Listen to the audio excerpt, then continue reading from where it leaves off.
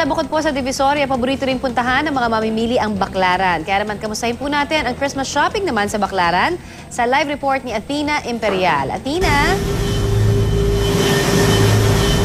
Yes, Connie, tama ka dyan. Hindi nga nalalayo dito sa Baclaran dyan sa Divisoria kung nasaan nandyan si Ate Susan. No? Habang papalapit nga ang Pasko ay paparami ang mga nagtitinda rito sa labas ng Redemptorist Church dito sa Baclaran. Pero kung kapos talaga sa budget, tiisin lang daw ang pakikipagsiksikan dahil masusulit naman daw ang inyong pera o di kaya pumunta ng ganitong oras o kaninang madaling araw dahil wala pang kalaban sa pakikipagtawaran. Samot-sari ang mga paninda rito sa Tiangge. Nandito ang mga pamporma tulad ng sapatos, jacket, pantalon, bestida, hanggang mga damit na pambata. Siyempre, hindi mawawala ang mga panregalo tulad ng iba't ibang accessories, gayon din ang mga laruan. Ayon sa mga tindera rito, pihadong mas mura ang kanilang mga patinda kumpara sa mga mall. No? Sa ngayon, ang presyo ng relo rito merong 2 for 150 lang. Meron ngang 65 pesos na shirt, may blouse na 2 for 180,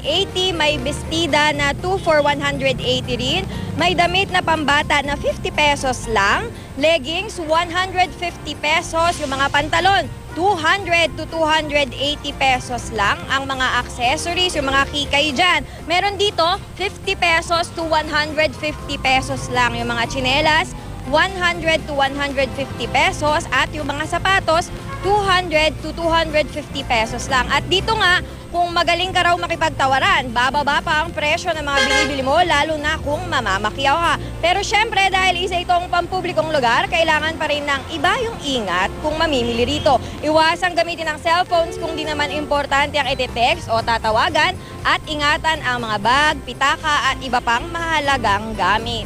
Sa ngayon nga ay medyo nabawasan na yung mga nagtitinda sa labas ng simbahan kasi bawal nga. Ang makikita lang natin yung mga Tiangge na nandyan sa may mga green na tolda. At yan muna ang pinakahuling balita mula rito sa Pasay. Connie?